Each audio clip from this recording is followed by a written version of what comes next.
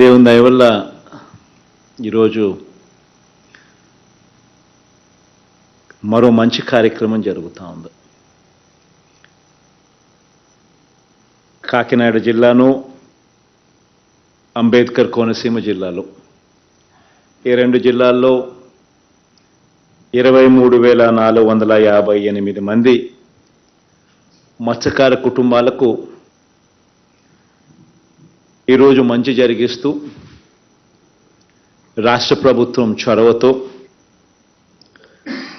ONGC కూడా ఒక మంచి మనసుతో, మంచి ఉద్దేశంతో వాళ్ళు కూడా కారణాలు, సాకులు చూపకుండా వాళ్ళు కూడా ప్రోయాక్టివ్గా కలిసి వచ్చి ఈ మంచి కార్యక్రమంలో వాళ్ళు కూడా భాగస్వాములు అయ్యారు. 5వ విడతగా ఈరోజు ఈ సాయాన్ని అందిస్తూ ఉన్నాం.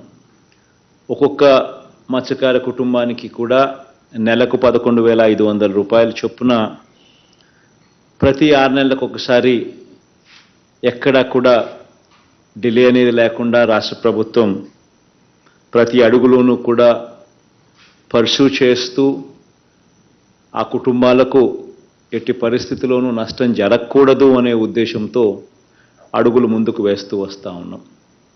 ఇందులో మరీ ముఖ్యంగా మీకు ఒక మంచి ఎమ్మెల్యే కూడా ఉన్నాడు, సతీష్ను కూడా ఈ విషయంలో నిజంగా అప్రిషియేట్ కూడా చేయాలి.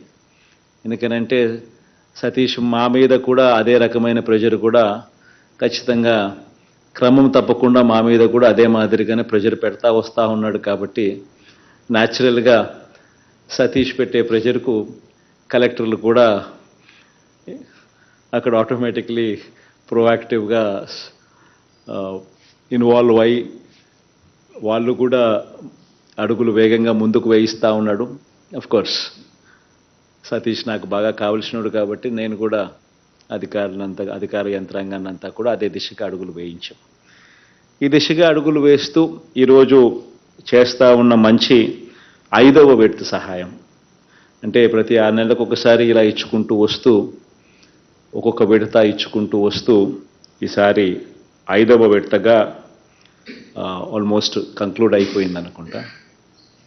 5వ విడతగా